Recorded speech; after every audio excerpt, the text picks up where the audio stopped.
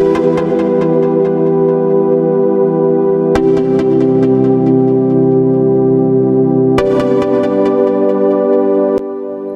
semuanya, perkenalkan nama saya Frederika Alfonsia Lengo. Saya mahasiswi Universitas Nusa Cendana dari program studi bimbingan dan konseling semester 4A. Video ini saya buat untuk memenuhi ujian tengah semester mata kuliah psikologi kepribadian. Di dalam video ini juga saya akan menjelaskan dari teori-teori Carl Jung. Selamat menikmati videonya. Halo semuanya. Baik, di sini saya akan menjelaskan teori dari Carl Gustav Jung. Seperti yang kita ketahui bahwa Carl Gustav Jung ini adalah salah satu tokoh dari psikologi. Ya, di sini saya menjelaskan video ini materi teori Carl Gustav Jung untuk memenuhi tugas ujian tengah semester dari mata kuliah psikologi kepribadian. Mari kita simak. Baik, yang pertama saya akan menjelaskan latar belakang dari pendekatan Carl Jung. Jadi, Carl Gustav Jung ini lahir pada tanggal 26 Juli 1875 di kota Keswil, tepatnya di Swiss. Dan Carl Jung ini dibesarkan di kota Basel. Carl Jung ini merupakan anak dari keluarga yang religius. Karena ayahnya Carl Jung ini merupakan seorang pendeta. Nah, pada tahun 1900, Jung membaca buku Freud, yaitu buku Interpretation of Dream. Dari Jung membaca buku ini, dia sangat amat terkesan terhadap pandangan-pandangan Freud. Dan pada tahun 1906, Jung mengirimkan salinan tulisan-tulisannya kepada Freud, yang pada umumnya mendukung pandangan Freud. Dan pada tahun 1907, Jung menguji Freud untuk pertama kali dan pernah bercakap-cakap berdua sampai 13 jam. Dan kemudian mulailah hubungan surat-menyurat secara teratur sampai tahun 1913. Dan pada tahun 1909, Jung melepaskan pekerjaannya dari Rumah Sakit Jiwa Burgosli, Zurich, dan Klinik Psikiatri Zurich. Tahun 1910 sampai 1914, Jung menjabat sebagai Ketua Asosiasi Psikoanalitik Internasional. Dan pada tahun 1914 timbul perbedaan pendapat dan pandangan dengan Freud. Kemudian ia melepaskan jabatan Ketua Asosiasi Psikoanalitik Internasional dan berpisahlah selamanya dengan Freud.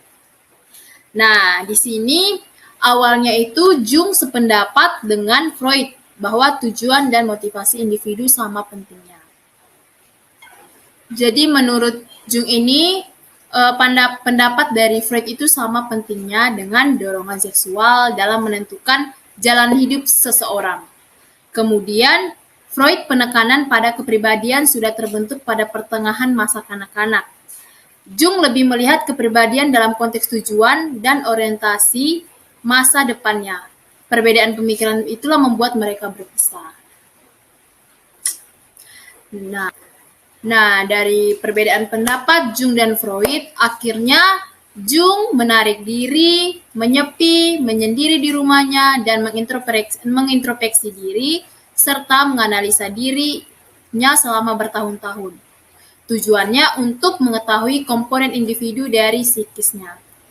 Kemudian, Jung semakin teguh untuk mengubah prinsipnya bahwa prinsip utama dari teorinya itu benar-benar valid, berbeda dari Freud.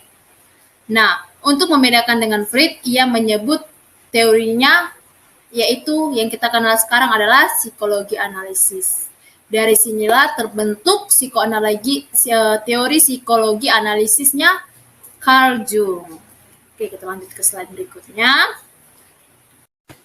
Nah, di sini saya akan menjelaskan persamaan dan perbedaan dari teori Jung dan Freud. Terdapat persamaan dan perbedaan dari antara dua tokoh psikologi tersebut. Itu yang pertama kita bahas persamaannya. Persamaannya itu yang pertama, dasar pemilihan psikoanalitik Jung sebenarnya banyak persamaannya dengan Freud, yakni sama-sama berpijak pada analisis ketidaksadaran jiwa manusia. Bahwa unsur ketidaksadaran ini amat penting. Hal ini tercermin dalam ucapan atau kalimat dalam buku Memories, Dreams, Reflection yang ditulis Jung. Jadi banyak persamaan dari Jung dan Freud, sehingga Jung ini menulis buku Memories, Dreams, Reflection yang ditulis Jung. Yaitu buku ini, kehidupanku adalah suatu kisah realisasi dari ketidaksadaran. Nah, dari pernyataan Jung ini semakna dengan pandangan Freud bahwa energi hidup manusia itu terdapat dalam ketidaksadaran jiwa, laksana es yang terendam dalam lautan. Freud kan teorinya Freud yaitu gunung es, gunung batu, sama juga dengan Jung mengambil makna yang sama, yaitu laksana es yang terendam dalam lautan. Itu persamaannya. Sekarang kita masuk ke perbedaannya, perbedaan teori Jung dan Freud. Terdapat 3 perbedaan dari Jung dan Freud. Perbedaan yang pertama yaitu ada berbagai ketidaksesuaian dalam hal kepribadian maupun pandangan intelektual. Yang kedua, salah satu alasan penting adalah bahwa Freud mengidentifikasi metodenya dengan teori seks yang dianggap oleh Jung tidak dapat diterima. Jadi Jung menolak pandangan panseksualisme Freud. Nah, kenapa kita lihat di sini bahwa seperti yang kita ketahui bahwa Freud ini segala suatu teori yang ia munculkan itu selalu berkaitan dengan seks. Sedangkan Jung ini merupakan turunan atau terdidik dari sebuah keluarga yang religius. Ayahnya seorang pendeta. Jadi di sini Jung itu tidak setuju dengan Freud bahwa segala sesuatu teori seperti teorinya Freud, kehidupan 5 tahun pertama anak itu menentukan masa depannya. Jung tidak setuju karena segala sesuatu teorinya Freud selalu dikaitkan dengan seks. Nah, jadi itu salah satu perbedaan yang membuat Jung dan Freud itu berselisih pendapat. Terus perbedaan yang ketiga yaitu setelah Jung mempelajari teori-teori Freud dan ada perbedaan-perbedaan tadi, maka Jung ingin menyusun teorinya sendiri sebagai teori alternatif lain dari psikoanalisis. Jadi dari sinilah Jung membuat atau menyusun teorinya sendiri, yaitu yang kita kenal sebagai psikoanalisis. Nah, selanjutnya kita akan membahas teori kepribadian psikoanalitiknya si Jung ini. Terdapat 10 teori kepribadian psikoanalitik Jung, diantaranya yaitu yang pertama, mengapa teorinya Jung itu disebut psikoanalitik? Jadi, teorinya disebut psikoanalitik karena mendasar ketidaksadaran jiwa, tetapi mempunyai banyak perbedaan dengan teori Freud. Yang kedua, si Jung ini memandang manusia dengan menghubungkan teleologi atau tujuan dan kausalitas, yaitu sebab akibat.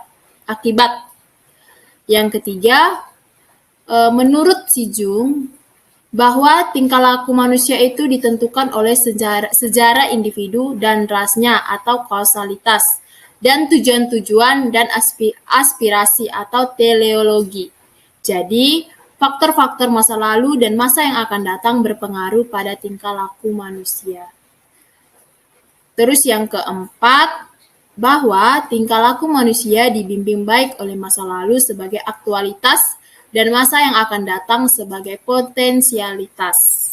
Yang kelima, kepribadian manusia dipandang sebagai prospektif dalam arti bahwa Jung melihat ke depan ke arah garis perkembangan sang pribadi di masa depan. Dan retrospektif dalam arti dia mempertahankan masa lampau. Jadi, dalam hal ini, Jung menyatakan bahwa orang hidup dibimbing oleh tujuan-tujuan maupun sebab-sebab. Jadi, menurut si Jung ini, orang hidup karena memiliki tujuan-tujuan dan sebab-sebab mengapa dia melakukan hal seperti itu. Terus yang keenam, penekanan Jung pada masa depan menyebabkan teorinya berbeda dengan teori Freud, yang menekankan pada masa lampau dan motif-motif atau insting sebagai sebab-sebab utama tingkah laku manusia. Yang ketujuh, Si Jung ini menganggap bahwa ada perkembangan yang konstan dan seringkali kreatif, pencapaian ke arah kesempurnaan dan kepenuhan, serta kerinduan lahir kembali. Dan yang kedelapan, teori kepribadian Jung ini berbeda dengan teori-teori lainnya. Mengapa berbeda? Karena Si Jung ini menekankan pada dasar-dasar ras dan filogenetik kepribadian individu. Dan yang kesembilan, dengan dasar-dasar di atas, Si Jung ini berpendapat bahwa kepribadian individu ini adalah produk dan wadah sejarah leluhurnya. Jadi, menurut Si Jung ini nih, kepribadian individu itu merupakan produk dan wadah dari sejarah leluhurnya atau nenek moyang dari setiap manusia. Dan yang terakhir, jadi dasar-dasar kepribadian bersifat arkais, primitif, bawaan, tidak individual dan mungkin universal. Oke, selanjutnya kita akan membahas struktur kepribadian. Jadi, menurut Si Jung ini, jiwa manusia itu terdiri dari dua alam, yaitu alam sadar dan alam tidak sadar. Kedua alam ini tidak hanya saling mengisi, tetapi berhubungan secara kompensatoris, yaitu terdapat fungsi. Nah, fungsi dari kedua alam sadar ini yaitu yang pertama, alam sadar yaitu penyesuaian terhadap dunia luar. Dan yang kedua, alam tak sadar. Jadi alam tak sadar ini merupakan penyesuaian terhadap dunia dalam batas kedua alam itu tidak tetap. Artinya melainkan tidak tetap di sini berarti dapat berubah-ubah. Jadi, luas daerah kesadaran atau ketidaksadaran itu dapat bertambah atau berkurang. Nah, itu merupakan struktur kepribadian. Sekarang kita lanjut ke struktur kesadaran. Jadi,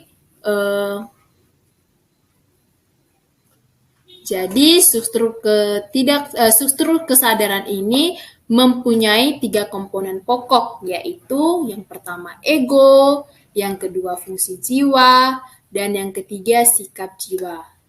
Yang masing-masing mempunyai peran penting dalam orientasi manusia dalam dunianya. Baik, yang kita akan membahas yang pertama yaitu ego. Jadi, ego itu adalah jiwa sadar yang terdiri atas persepsi-persepsi, ingatan-ingatan, pikiran-pikiran, dan perasaan-perasaan sadar. Ego itu melahirkan identitas dan kontinuitas individu. Jadi, ego ini dipandang dari segi sang pribadi, ego berada dalam kesadaran jiwa. Nah, yang kedua, fungsi jiwa. Jadi, fungsi jiwa ini terdapat 4 fungsi, yaitu fungsi pikiran, fungsi perasaan, fungsi pendirian, dan fungsi intuisi. Di mana fungsi jiwa yang dimaksud oleh Si Jung ini adalah suatu bentuk aktivitas kejiwaan yang secara teori tiada berubah dalam lingkungan yang berbeda-beda. Jadi, dalam fungsi jiwa ini Jung membagi 4 fungsi pokok, yaitu yang pertama fungsi pikiran. Fungsi pikiran ini bersifat rasional. Jadi berpikir itu melibatkan ide-ide dan intelek. Tujuan berpikir untuk memahami hakikat dunia dan dirinya sendiri. Berpikir itu mencari kebenaran atau kesalahan sesuatu. Nah, yang kedua, fungsi perasaan. Fungsi perasaan adalah fungsi evaluasi, menilai. Jadi, perasaan ini adalah nilai benda-benda, baik positif maupun negatif bagi subjek. Dengan perasaan, maka orang akan memperoleh pengalaman-pengalaman subjektifnya. Misalnya, kenikmatan, rasa sakit, amarah, ketakutan, kesedihan, kegembiraan, dan cinta. Yang ketiga yaitu fungsi pendirian. Jadi fungsi pendirian ini merupakan fungsi perseptual atau fungsi kenyataan. Jadi fungsi pendirian itu berarti nyata, fungsi kenyataan. Nah, pendirian itu menghasilkan fakta-fakta konkret atau bentuk-bentuk representasi dunia ini, macam benda dengan segala kualitasnya. Dan yang keempat itu adalah fungsi intuisi. Nah, fungsi intuisi ini adalah persepsi melalui proses-proses tidak sadarkan isi di bawah ambang kesadaran. Jadi misalnya fungsi intuisi ini misalnya orang yang intuitif melampaui fakta-fakta, perasaan-perasaan, dan ide-ide dalam mencari hakikat kenyataan. Jadi dengan dasar-dasar empiris murni, si Jung ini menyimpulkan bahwa hanya terdapat 4 macam fungsi psikologisnya. Dengan penalaran bahwa keempat fungsi tersebut bersama-sama menghasilkan suatu totalitas. Nah, jadi dari 4 fungsi tersebut, si Jung ini mengelompokkan menjadi 2 fungsi, yaitu yang pertama fungsi-fungsi rasional, yaitu yang dilakukan oleh pikiran dan perasaan karena mereka memakai akal, abstraksi, dan generalisasi. Dan yang kedua yaitu fungsi irasional yang dilakukan oleh pendirian dan intuisi. Jadi dari keempat fungsi tadi. Fungsi rasional itu berarti fungsi rasional termasuk dalam fungsi pikiran dan perasaan, sedangkan fungsi irasional diantaranya itu fungsi pendirian dan fungsi intuisi. Nah, fungsi irasional ini yang dilakukan oleh pendirian dan intuisi didasarkan pada persepsi hal-hal yang konkret, khusus, dan aksidental. Nah, selanjutnya kita masuk di fungsi superior, pelengkap, dan inferior. Jadi pada dasarnya setiap manusia itu memiliki 4 fungsi itu. Tetapi biasanya hanya salah satu fungsi saja sih yang paling berkembang atau yang dominan. Fungsi yang paling berkembang itu merupakan fungsi superior dan menentukan tipe orangnya. Jadi ada tipe pemikir, tipe perasa, tipe pendirian, dan tipe intuitif. Jadi keempat fungsi itu berpasangan. Jadi kalau sesuatu fungsi menjadi superior, yaitu menguasai kehidupan alam sadar, maka fungsi pasangannya menjadi fungsi inferior, yaitu ada dalam ketidaksadaran, tapi masih dapat mengungkapkan diri, yakni dalam mimpi-mimpi dan fantasi-fantasi. Fungsi inferior juga dapat menjadi fungsi pelengkap, sedangkan kedua fungsi lain menjadi fungsi bantu sebagai terletak dalam alam sadar dan sebagian lagi terletak dalam alam tidak sadar. Selanjutnya kita masuk di interaksi di antara sistem-sistem kepribadian. Jadi pada dasarnya kepribadian itu dibangun atau terbentuk karena berbagai sistem, sikap, dan fungsi jiwa yang saling berinteraksi. Jadi dalam interaksi di antara sistem-sistem kepribadian ini terdapat 3 model atau cara berinteraksinya. Di antaranya yaitu yang pertama, salah satu sistem dapat mengkompensasikan kelemahan-kelemahan sistem lain. Yang kedua, salah satu sistem dapat menentang sistem lainnya. Dan yang ketiga, 2 sistem atau lebih dapat bersatu membentuk sintesis. Selanjutnya kita masuk ke sikap jiwa. Tadi struktur kesadaran itu kan mempunyai 3, yaitu yang pertama ego, yang kedua fungsi jiwa, dan yang ketiga sikap jiwa. Jadi yang dimaksud dengan sikap jiwa ini adalah arah daripada energi psikis umum atau libido yang menjelma dalam bentuk orientasi manusia terhadap dunianya. Jadi Jung ini membagi sikap atau presentasi kepribadian menjadi 2, yaitu yang pertama, yaitu sikap pertama menurut si Jung yaitu sikap kepribadian ekstravert atau orientasinya ke arah dunia luar, ke dunia objektif. Yang kedua, sikap kepribadian introvert, yaitu mengarahkan sang pribadi ke dunia dalam dunia subjektif.